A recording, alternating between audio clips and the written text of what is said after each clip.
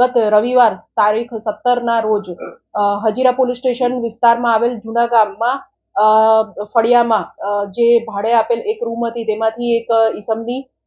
મરણ ગયેલ હાલતમાં લાશ મળી આવેલ હતી, જે દ્વારા તાત્કાલિક એડી રજીસ્ટર કરી હજીરા પોલીસ સ્ટેશન દ્વારા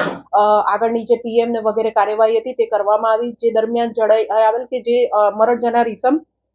શેરાસિંહ હરભજનસિંહ રહેવાસી રૂમ નંબર 1 ભાવેશભાઈ પટેલની રૂમમાં ડેરી ફળ્યું તે મરણ જનાર ઈસમ છે અને તેમની સાથે તેઓના વતન પંજાબ ગુરદાસપુરથી અન્ય 2 ઈસમો પણ એ જ રૂમમાં રહેતા હતા અને તેઓની શોધખોળ કરતા મળી ના આવેલ પોલીસને શંકા ગયેલ અને જે મરણ જનાર છે તેઓનું ફોરેન્સિક પીએમ કરાવ્યા બાદ પોલીસે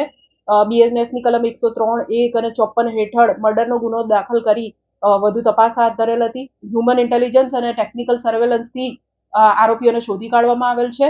અને બંને આરોપી આ કેસમાં જે મરણ જનારના રૂમમેટ હતા તેઓની સાથે છેલ્લા 3 મહિનાથી આ રૂમમાં ભાડેથી રહેતા હતા. તારીખ 17 પણ મરણ જનાર સાથે મારામારી કરેલ, તેનું ગળું દબાવેલ તથા દિવાલમાં માથું પછાડતા આ જે ઈસમ છે તેનું મૃત્યુ થયેલ હતું.